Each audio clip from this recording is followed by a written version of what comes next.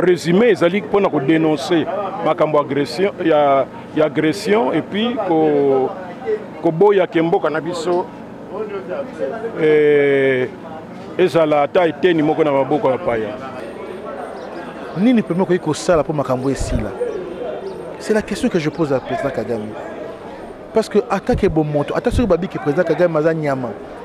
Ah, nyama ni akolinga pe na zamba ba nyama nyoso basila.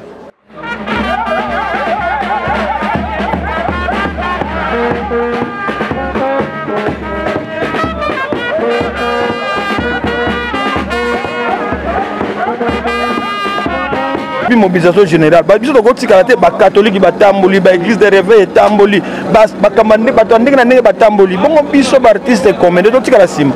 Voilà pourquoi Lelo, les comédiens comme des influenceurs basangani baloba non à cette agression. Il règne la paix, la justice dans ce pays. Nous voulons qu'on nous laisse libre na mboka na biso. To pona ngote nzambe atia biso na mboko yo. Atia ba Rwandais na Rwanda ba se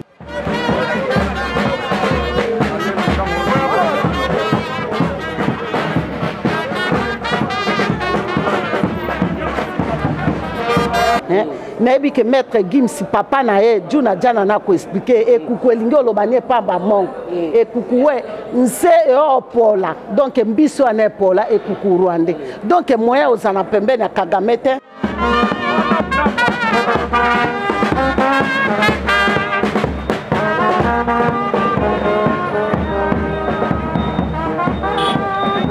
Ceux qui te perdent mboka oyo, toi nesika mususu, ya rosala théâtre te, ya rosala cinéma te.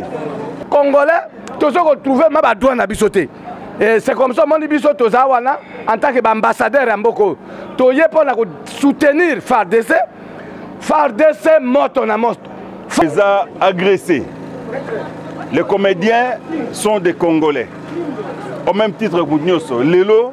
Donc le président Massouma a lancé un comité. Il y a un monitoyer qui s'est présenté pour tout que si parler du peuple qui a mémoire na biso ya soutien à FARDC, na c'est matata mon compte. Il y a quelque chose pour ça là on a volonté qui artiste tout aussi à part au moyen pour esungabino. To landika radikalisia chef de l'État. FARDC moto na moto. FARDC moto na moto. Donc aussi mi FARDC aussi mi biso artiste comme dans mboka oyo. Donc mingi ya kolobeza eloko moko eza na simona bamuzu bapia bango machette pona kosala marche yo yebi bamuzu bapia ba tricot pona basala marche ya artiste moko biso toza na tricoté mbongo toa mepa ya nani c'est ça l'idée autoza na ngo aliso bato basangani bazwi l'art pa nani mais to sala te poni po Kagame alinga kotika biso te nga na salaka film moko et pas Major Zolozolo nazo yemba to alaki ne bakata naza ko yembaka ekuku Rwandais. Excellence, président Kagame, je sais qu'en tant qu'humain, à ce qui est Kambo et Bazoko Selayo, ce qui combo nous tanga mamakas, car comme on est tanga mamakas, en tout cas, sentiment ni nous en avons vraiment. Ato sangana po to mema na kuna to kende ko ebisa ba konzi ba biso pe ba artiste to ana kanda parce que mo ya ba artiste mokile yoka. Voilà, bosali kaka ndenge surtout mwana na yo. Mais voilà, bandeko bozolanda biso de partout dans le monde entier. Merci beaucoup Nabino tout bozolanda biso na Vision Plus télévision. Merci beaucoup Nabino tout bozolanda biso. Bolanda biso na page Facebook yo Nangai News. Et lelo tozana inde 3 o yebani à travers mokili mobimba. Appel il y a président Massoumou, président ya NTPC et puis na comité mobimba et secrétaire Oxygène ba bengi saki ba artiste et comédien ba ya ko participer na mililu moko ya minene za lelo par rapport ya ko soutenir FARDC. Les artistes et comédiens aussi fait partie de la République démocratique du Congo et pourquoi pas na appel ya chef de l'État parce que likambo lelo eza likambo ya bitumbo bandeko ba bundisa biso zali ba couleur politique te ndeko nyonso lingaka mboka na yo il faut soutenir mboka na yo. Alors les artistes et comédiens ba préférer lelo ba sangana ba loba mwa liloba ba pesa FARDC makasi pona tolonga bitumba oyo. Alors tokotikela bino ba image ba interview ndenge bandeko bakoloba ndenge pe bango moko pe bakonzi ya NTPC bakoloba et puis après awa tokokende na palais du peuple esika maloba kolobama. Merci no zola biso image.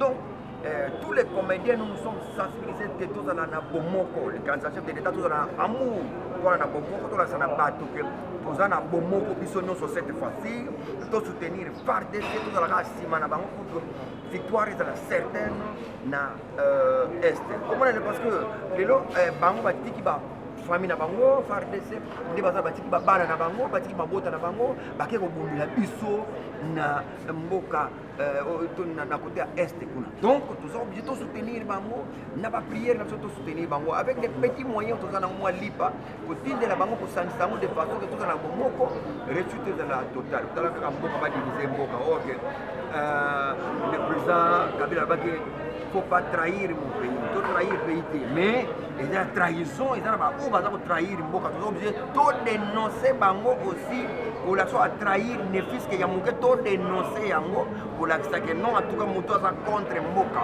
kwa zali étranger azonga muto na muto azonga nanu na berkai muto azonga nanu pas na bango nanu total ce que ça fait parce que on ne peut pas vivre tout ça oh muto avec ngana étranger na changer na comme na congolais mais on connaît collaborer pas na bango non muto wana faut to dénoncer nanu ye azonga nanu pas na bango on va revoir après donc tout soutenir le chef de l'état que tout dans la bombe comme nous soutenir FARDC na obakenaki ko bundela mboka na est voilà c'est pourquoi tous les comédiens nous sommes là président Massasi question mo eza awa balobaka tant artiste basangani boye c'est qu'il y a quelque chose parce que ndenge na bango pour ça là on a volonté qui artiste to bozui apport moko boye pour esunga bino to landika likanisi ya chef de l'état yango to yokani tous les comédiens à interpellé présidé par le président Masumu avec tous les comédiens pour que toya biso non tota la marche et loko moko eza na simona bamuzu ba pia ngomba machette pona ko la marche yo yebi bamuzu ba pia ba tricot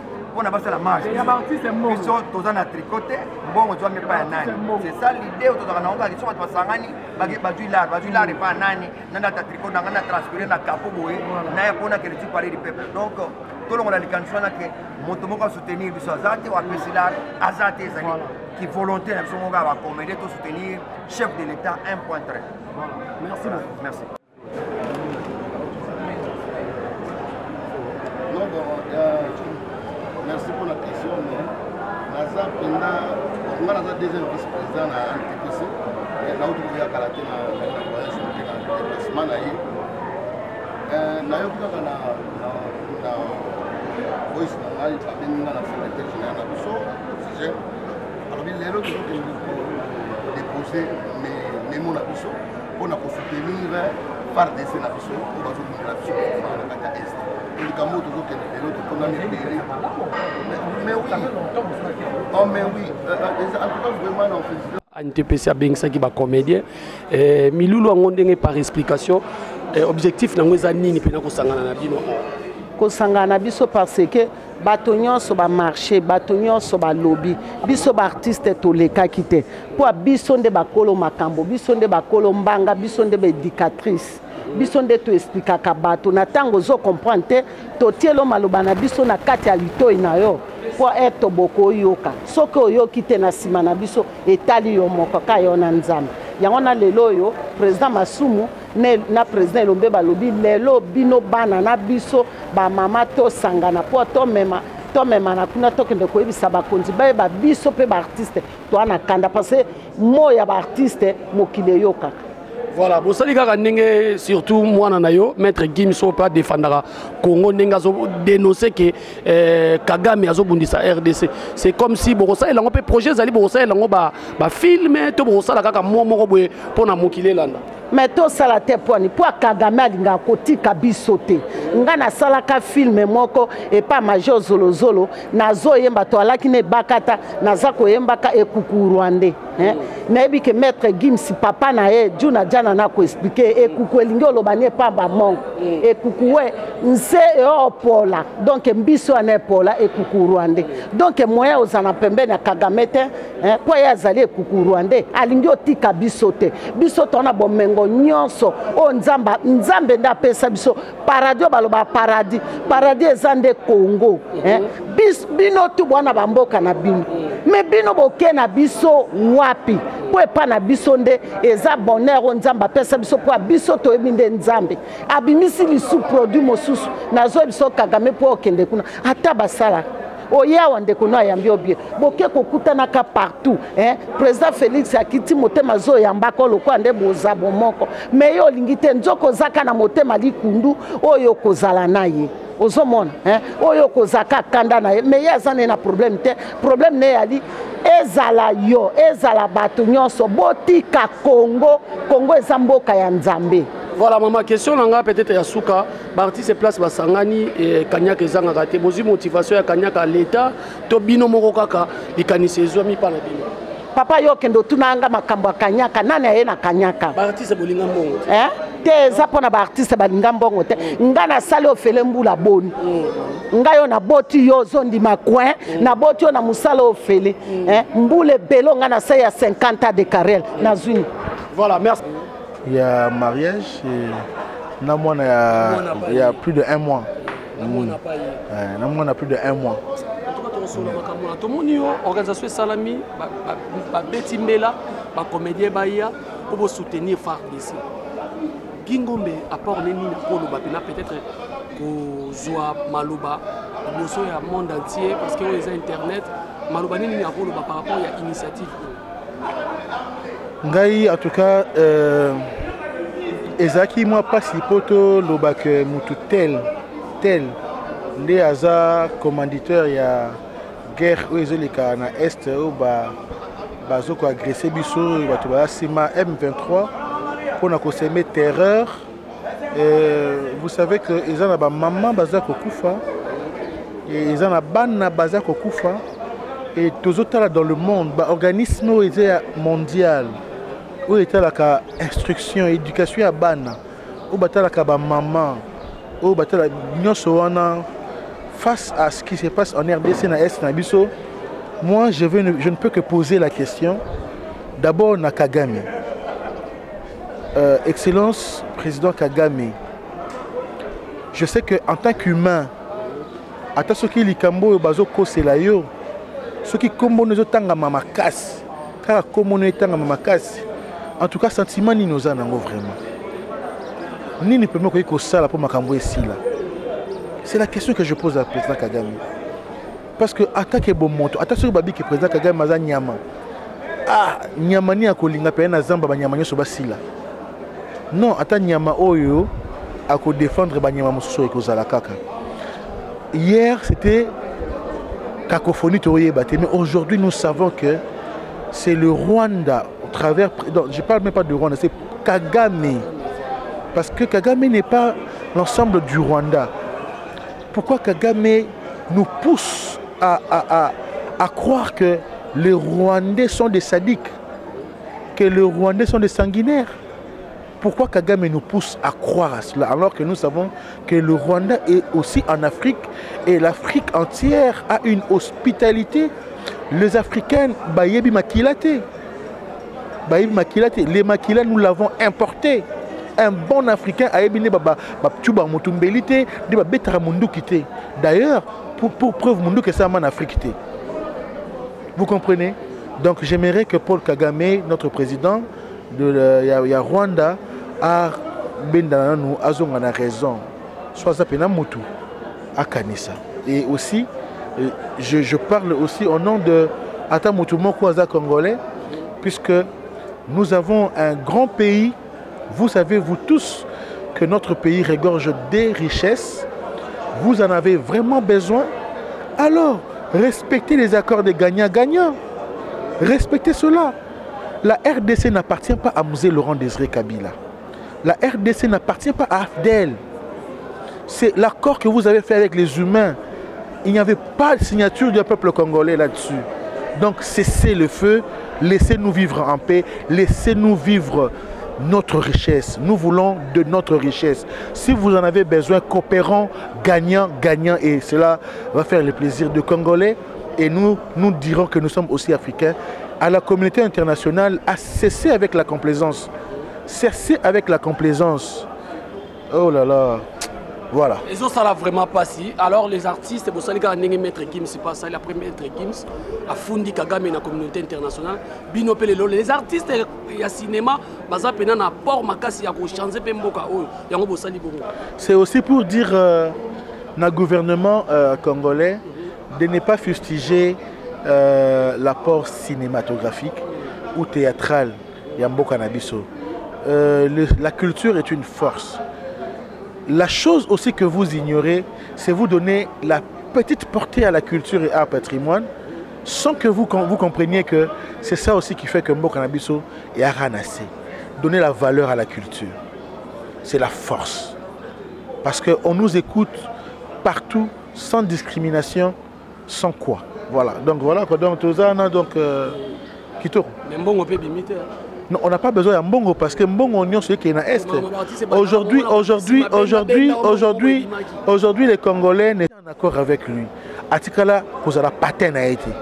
C'est-à-dire nous devons maintenant soutenir le président Félix Tshisekedi, soutenir le gouvernement congolais, soutenir le FRDC.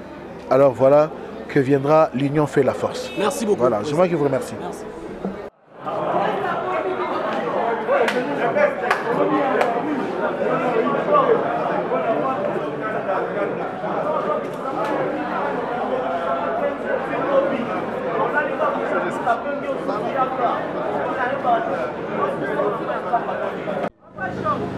Bono Welani. Kobetos. Totikala aux Anarandoté, Jerry Kobetox, c'est mon frère, c'est mon vieux. Non, Natikala aux Anarandoté, problème à Tamukolomonte. Sauf que, rumeur, il y a ces Alaranango, que Jérémy Alobaki, mais sinon, on a temps normal. Non, Natikala aux Anarandoté, problème. Et surtout, ta famille, non, Kayana Belle peut bazaki bana tata moro maman moro. Kayana Belle bazaki bana voisin na voisine. Bazaki bana tata moro maman moro. Soit batu ba potani boka moate. Surtout que la famille c'est ça. Famille faut batu ba bunda ba potana kapo et ça la bien. D'ailleurs bato ba potana tronde bato bazana bolingo makasi. On a marqué les événements moi là monsieur Jérémy pour musika Kobetos musika melelo. Tokamwe pena ke binomba beaucoup de boyamba ni bobi pena ke rendre aussi lelo. C'est la famille. C'est la famille. C'est la famille. En tout cas, Lelo. Lelo, en tout cas, image mon ani boyambani. Tes problèmes anini. Na loba de yage muto toucher Jérémy. Après l'aime souba marambouana a touché nga. Nous avons touché Jérémy. Oh. Nous avons touché Jérémy. Nous avons maramba bela ndenge. Bela longola na bela na marambouana. Nga za papa kulutu. Vous comprenez? Nous avons touché, il faut te protéger. Il faut te protéger. Il faut te protéger. Alors, nous avons la télé, Jérémy Koutoubou, Amon, Askonga, papa Koutoubou. Tu tires là aux Anarandos. Jérémy, on le mère. Na lobela 3 personnes na lingati ba toucher ba on a dit. Jérémy Azanakati. Suite nango Lukanga on est ba. Des personnes, bela na Jérémy bo asuka. Azara anonyme. Anonyme. Azara anonyme. Oh, ça m'a renvoyé bien yenda comme ma troisième mois. Troisième personne. Papa les Gazaraja. Et puis ngaza papa kulu ta famille bota. Tata moi sindaza. Ntoti on ta bakomba bato ngai tata moi sikingani. Bakomba ba famille bato ke clasher na internet na komba famille bato mabe. Ngana za papa kulu ta famille bota. Famille bota j'aime beaucoup vraiment. Si quand on a dit que Kobetox Babilo musuko ezo le kalba internet au binomo bozo provoquer na barando na bino bozo provoquer pour moi que bozo bebisa image ya arrêtement bo sal te moni place ba star bazama mabongo ezalaka papa théâtre lelo to leki ba mission en actualité théâtre comme mission 4 actualité na mbalama c'est ça combat ya ngwana musala ezo sala actualité salité te mais ça un exemple ya salité o utobima ezawa marqué ba poser journaliste question te actualité ça a été liné autour. Donc on a neti, monique, l'icologa barando le loyo, Jérémy Toga qui osaki osali empoisonné. Et tamboli bien que bato azolo baloba yo osali empoisonné. Est-ce que yo moloko to kutano lelo? Même ba réseau eloba mais yo moko olobani. C'est vrai. C'est vrai? Les jours j'aurai un plateau spécial à moi. Les nobeta mambo etalinga. Les lots eli mambo a NTPC, tu eli mambo déposer mémo. Voilà. En tout cas to côte vraiment na mambo na té. S'il vous plaît. Journaliste, la base porteur, il y a un message. Journaliste osala actif ya obenga ngai apesi nga plateau nde plateau net ya Patrick Ngambe ezaka propre avandisi nga na so abandi otuna nga makambo na nga na koexpliquer ba moindre détail mais so eza tokutani occasionnellement mpo ando otuna nga toyokaki tolobaki là je n'ai rien à dire mais occasion okutana na nga na ba journaliste nyonso lelo eza makambo na nga te ya makambo etali théâtre nyonso. C'est plus important, c'est plus mieux. Ok, merci beaucoup. Pour Nabo, il y a répété Nayaka. Ok, merci. Okay. Grande dame du monde. Maman, tout le monde est là, il mange à Congo. Bon, oh, c'est Congo. Maman, nous avons incarné, distingué première dame, la mère de la nation congolaise qui se salue, la première conseillère du chef de l'État, Maman Denise Nyankero Tsekedi.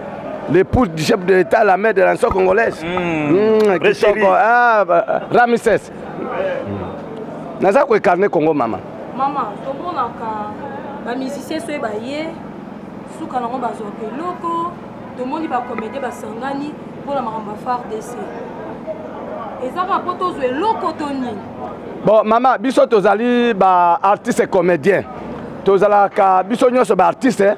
Mais différence c'est ça. Comme on na banda ko ya biso ndenge balanda ka biso, il y a d'autres maisons balanda na bango ba musicien te. Mais ba comédien to na maka partout. Différence c'est ça.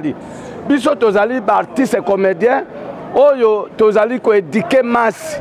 Tozali ko guetter. Donc toza minga ngande tozali yao. Donc talaka mboka na biso ezana malade. Tozana bitumba. Soki lelo bomoni to se mettre comme un seul homme pour défendre l'intégrité territoriale na sima ya FARDC. Donc tobo sanitaire ko saluer tata Mokonzamboka Félix Antoine Tshisekedi Tshilombo, chef de l'État, les galas de la nation congolaise, les commandants suprêmes de l'armée congolaise et de la police nationale. Yende Fati Béton. Donc, tozaga na système à Tongana Singa. Yende Tonga biso ba comédien toza Singa.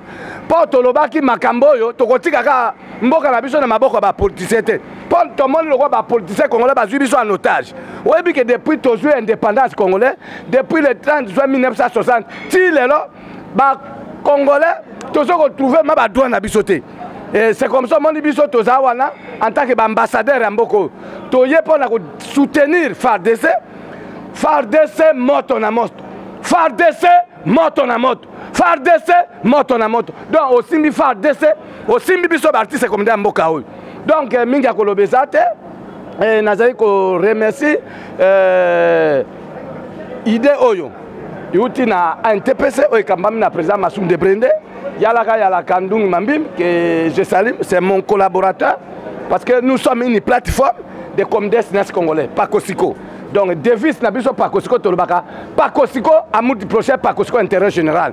Donc, cette fois-ci, nous avons défendre notre chef de l'État et nous avons aussi allé pour déposer mémo Nabiso, pour défendre le peuple droit Nabiso, parce que l'artiste comédien, tu commis vraiment qu'on comprend que toujours soutenir Mboka, toujours ça pour Mboka, Mboka, et zali ko remercier bisoka moins de chance. Au moment là, artiste comme ça, ko sala musala, ndenge sengel mais à la fin, et comme ngonga beli, il faut pas cotiser. Et comme ngonga koufi, il faut tous ba pesa biso bon. Au contraire, artiste a vivre na œuvre naie. Artiste comédien, tozali ambassadeur Mboka. Mais nini, tozali na entreprise à minene le quoi Sokoda. Oui, défendre les droits d'auteur et les artistes comédiens. Mais les artistes comédiens se trouvent toujours forfaitairement. Et tous les sociétés américaines, la FESAEC, les sociétés congolaises ont créé pour ceux qui comédiens congolais belli, tantôt comédiens artistes congolais à Kouvi, FESAEC et les alawana pour la soutenir. Mais bisous les autres comment chaque fois il faut qu'il y ait des cotisations. Donc comme on a des problèmes dans la famille à cause de baliwa nabiso ou bien passe nabiso. En plus, dans la société monnaie, au Tobengo FPC, Fonds promotion culturelle. Il y a des millions de blocs. Chaque fois, il faut un budget, mais biso to un bon hôtel. Aux hommes, il film, il biso to tourne, il y a moyen de bord. Dans même temps aussi, dans le biso, tu as vraiment homme culturel, tu as fanatique culturel. Mais tu as besoin de faire tout le monde a millionnaire, bimi, peut investir dans le cinéma.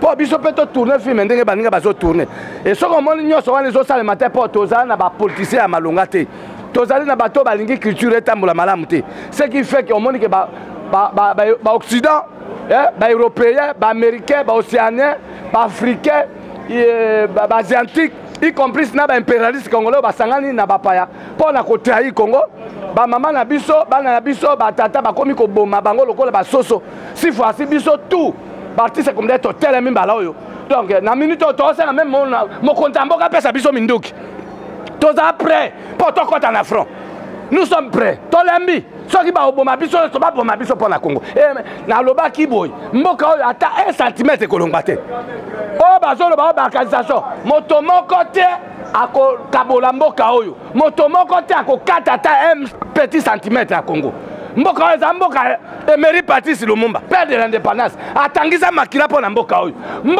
za mboka mama Kimbavita mboka oyo ezali mboka ya papa Simon Kimbangu mboka oyo za mboka mama na Bosanzo mboka oyo ezali mboka ya mama Olangi Woso mboka oyo ezali mboka ya Kutine Fernando mboka oyo ezali mboka ya Apotre Lopo Mutombo Kalombo mboka oyo ezali mboka ya baelite mboka ya docteur Etienne Tshisekedi wa Mulumba oyo abundi pour l'état de droit mboka ya Fati Beton mboka oyo ezali mboka ya Fayulu mboka oyo ezali mboka ya Jean-Pierre Bemba Gombo mboka oyo ezali mboka ya Joseph Kabila Kabanga sénateur Rafi mboka ya Mboso mboka ya Sama Lukonde mboka oyo ezali mboka ya baelite mboka ya Gilwando ministre d'État mboka ya mama Janine Mabunda mboka oyo ezali mboka ya ministre d'État ba continuer na pesi binombo te biso toza na front. On présence na yo na appel oyo ANTPC sali yo posa parmi ba o bazana kata ANTPC lilobani nokolo ba par rapport ya journée ya lelo ndenge bo bengi ba comédien ba ya ko soutenir FARDC. Mais ce n'est que normal tant au comité et ben mon président Masumu na comité ya ANTPC ba bengi ba artiste et comédien indépendante nyonso o azaka artiste et comédien aya pona soutien ya FARDC ya omoni batu ba ya soko sentir oza na comédien mboka oyo tant ba bengi d'abord mbela o epesa mangi na président Masumu te epesa mangi na tata Mokonzi tata mo Félix Antoine Tshisekedi Tshilombo alobaki mobilisation générale yango ta alobaki abaki mobilisation générale ba jeune bo boke na FARDC tous les jeunes bango na be basala maki ngene ko tala bango na base kitona plus de 10 000 botanga alobi mobilisation générale ba biso ko tikala te ba catholique ba tamboli ba église de réveil tamboli ba kamande ba tandinga na ndenge ba tamboli bongo biso ba artiste comédien to tikala sima. Donc le président Massouma a lancé un comité. Il y a un monitoyer qui s'est présenté pour tout le monde. Parler de peuple qui a mémoire na biso ya soutien à FARDC na c'est matata mon compte. Alors mbela FCP samagika la mais on a pas comédien moi mali les aiki et là on est motivé bino pena qui pour participer na mbela ya tata mon compte. Non, chaque chose a son temps. Tata mon compte a lancé une mobilisation générale à chaque limite té. Balobaki pété ko et bandi na date telle boy ko suka na date telle boy. Après biso bato musupe bazali ba ko sala pe ba marche wana mobilisation zo connaître lelo ba jeune pe balingo ko sala ba ko kota na FARDC ba ko ke na bango pe bato musupe o balingo sala ba marche ba ko sala na bango pe ezala on a date limite te donc biso to ba ke tana biso ko kapoto sala to kina mama akambe belé boyebi to re makambe belé bon po bato musu langage de bango ezaka ba artiste so ba sangani c'est que tata mo ko la motiver bango na non, mobilisation générale est 5 mama ya mbongo te. Ezali mama mbongo te, ezali cœur, motema na bino. Tout soutien olingaka Congo. Faut participer tant balobi kaka mobilisation générale. Faut to sala, ya mo to ye. Elde pour tambola, faut pas bien mbongo ata bino moko ngo. Te bande rebelle na mutu. Oh, bandani yango. Bande rebelle ba. Oh, yango na mona ki batu kuna na bakeko tonda na pays du peuple artiste comédie bakeko yoka son na pays du peuple. Ouais, ezali ya bango te bika ke Félix président face à la jeunesse, à les artistes de comédien, nous sommes beaucoup de temps. On a besoin de la jeune pour que nous comptons la paix du peuple. Donc, il y a qui note. Nous sommes face à la jeunesse. Mais bien autant que nous sommes artistes comédiens, à 100 personnes, autant ça la papier kende. Est-ce que vous pouvez communiquer à TPC? soki président alinga yamba biso baartiste comédien aza na bacanon tobenga bacanon oyo akoyambela biso oyo akotinda message na ye ke nana besoin baartiste baya tokutana tosolola oyo alayaki président de la république face à la jeunesse c'était comme ça non bino bu inde na bavese na inde na boki kotonda kuna etalaki bino après na nsima nango te banéglige baartiste non il faut botiaka matoi na bino malamu. Voilà, merci beaucoup ya Johnny. Merci. Bonjour. Lelo journal lelo bato ebele oyo bazolanda na monde entier balingi bayeba mbela oyo epesamaki par rapport ya appel wana ya kobengisa bacomédien moi briefing moke kaka peut-être moi manifestation ouais bacomédien baza bacongolais. Congo est en danger, Congo est menacé, Congo est agressé. Les comédiens sont des Congolais. Au même titre que Lelo, ceux qui te perdent mboka oyo, toi neska mususu, il y a aussi le théâtre il y a aussi le cinéma.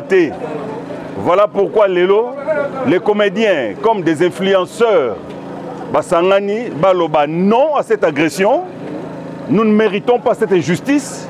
Nous avons mérité hypocrisie internationalité. Lelo, tozali parmi les pays oyo ils ont un problème dans le monde. Quand on parle de la communauté internationale, biso penakati. Le service de sécurité, le président de la République, Félix Antoine Tshisekedi Tshilombo, tous les comédiens réunis tous soutenir Yé et avec lui tous nos services de sécurité na FARDC. Toyo kopesa soutien na biso na mampinga ya mboka ko encourager ba jeunes bilenge ya basi na mibali oyo bandimi mbela mokonzi mboka ba s'enrôler na armée pour défendre mboka. Nous n'avons que ce pays. Nous l'avons hérité de nos parents, de nos ancêtres. Toroti que l'on peut bana bakoko na biso na ba limite nango dans les 345 000 km² au Toyebi. Voilà pourquoi les comédiens aujourd'hui ne peuvent pas rester insensibles. Le pays règne la paix, la justice dans ce pays. Nous voulons qu'on nous laisse libres dans Mboka Nabiso. Topona ngote Nzambe atia biso na Mboko yo. Atia ba Rwandais na Rwanda, basi n'a pas attendu longtemps. Nous sommes agressés et la guerre continue. Guerre ici, il était pas en retard. Balancer appel, les jeunes sont en train de continuer à s'enrôler en armée. Même nos enfants, nous, sont dans l'armée. Donc, poto bundela mboka. Est-ce qu'il y a une Parlement on a des agressions là bandeko batuni question guerre Rwanda bandaka la pourquoi va comméder pour télémikasi et to zakolanda ndenge batu nyonso bazolanda avec espoir que ekoki kosila mais avec le temps to monika ezosila te et puis biso nyonso to constater que makambongo eza sérieux vraiment et que eza nde bapaya nde baza sima mingi Rwanda bazo utiliser M23 tomoni que ping pong ekomi makasi tomoni que eza sérieux il faut tokota yango to dénoncer donc ezali po mungongo pe ba artiste comédien eyokana na mokili mobimba ke na RDC ba artiste comédien baboyi makambo guerre wana ezoboma bandeko na biso ebele puis to boyi que eteni moko ya mboka na biso ezala na maboko ya bapaya. Voilà, présentation au commune na parler du peuple message na milieu devant président ya ensemble aux vraiment nini. Non, tokolo bango avant binote wana bokomi lokoso. Oyo toke kotikela ngonde akoyoka ngo liboso et puis bino bokoye bango mais en résumé ezali pona ko dénoncer makambo agression ya agression et puis ko boya kemboka na biso ezala ata eteni moko na maboko ya paya. Voilà. Ça idée ezali en tant que artiste comédien ko ça ta série moko bo télévisé sur makambo ko message ezala pe capter. Wana eko ya sima siko tuzandano na makambo ya nini. Na yebi ke bolingi ekoma milai po bwaka na internet po lobusanga etedi. Merci président.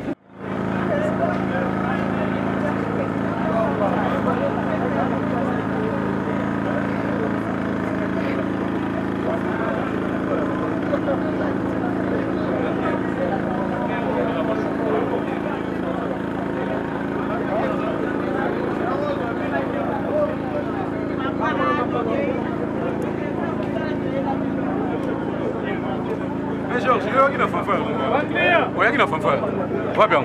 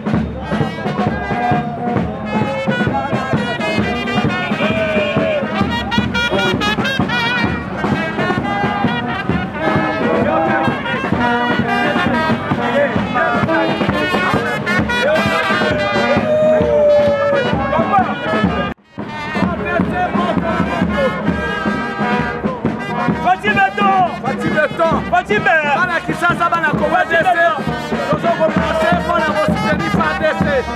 Armée ya Congo eza très fort. Toko pousser ba nyonso bazoya mpona kodéstabiliser ba institution mboka. Tozali kosoutenir mokonzi ya mboka Félix Antoine Tshisekedi Tshilombo, le président le plus costaud du monde, le président qui a beaucoup de diplomatie. Linga olobi Maman Denise, c'est la première.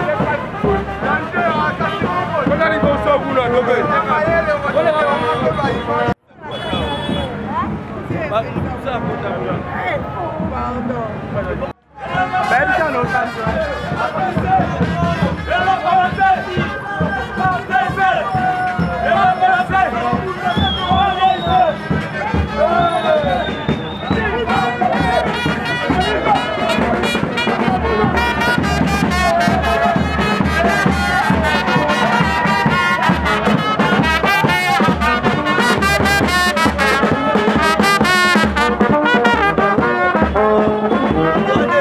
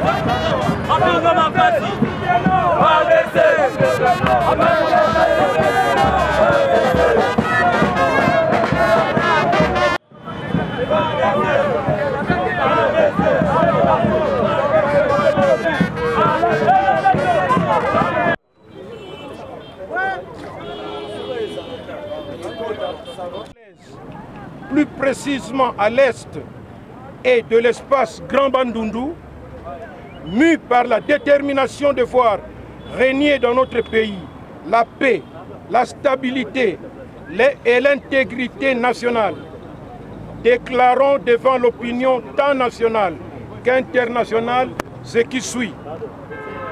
1.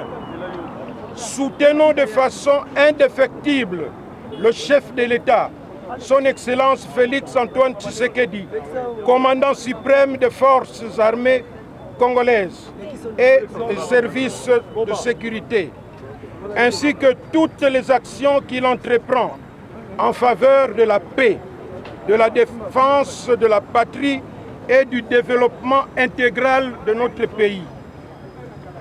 Encourageons le chef de l'État dans ses efforts de lutte contre les antivaleurs sous diverses formes, entre autres la réforme de l'armée et des services de sécurité, afin de débarrasser nos unités de défense de moutons noirs et de traîtres. Soutenons et encourageons notre armée nationale et les services de sécurité, ainsi que les jeunes Congolais, filles et garçons, qui viennent de se faire enrôler massivement pour la défense de la patrie. Félicitons le président de l'Assemblée nationale, son bureau, ainsi que tous les députés nationaux pour la recommandation faite au gouvernement d'interdire l'intégration des forces négatives au sein de l'armée nationale et des services de sécurité, source de l'infiltration et de la trahison dans notre armée.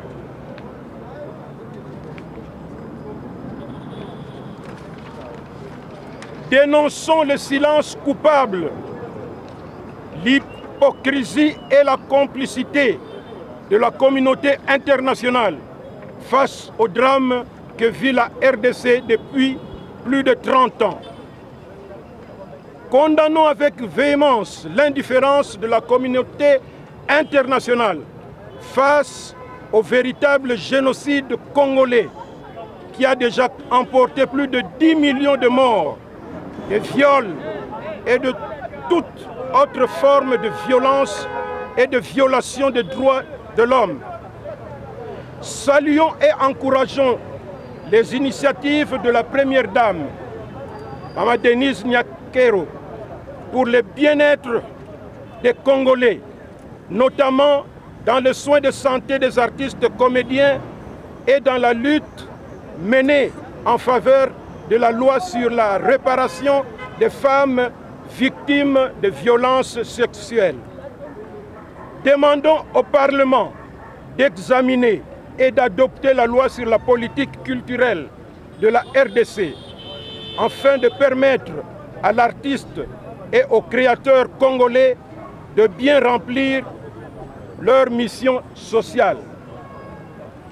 Appelons tous les Congolais en général et les artistes comédiens en particulier de faire preuve de patriotisme et de raviver la flamme de l'unité nationale dans cette période particulière de l'histoire de notre pays. Compatissons avec les familles des victimes de la dernière pluie diluvienne qui a provoqué plusieurs cas de décès à Kinshasa. Que vive la République démocratique du Congo, que vive la culture congolaise et l'artiste comédien, que vive l'unité nationale. Je vous remercie. ANTPC, oyez! ANTPC, oyez! L'artiste comédien, oyez! Vive l'union nationale, l'unité nationale, oyez! Oyez! Alors, Nîmes. NTPC, monde des artistes comédiens. NTPC, monde des artistes comédiens. NTPC, vive les artistes comédiens. NTPC, vive les artistes comédiens. NTPC, solidarité, la dignité et l'honneur. FARDC, oyez! FARDC, oyez! FARDC, oyez! Président de la République, Fachi, oyez! Président de la République, Fachi, oyez! Assemblée nationale, oyez! Sénat, oyez! Bisomoko, oyez!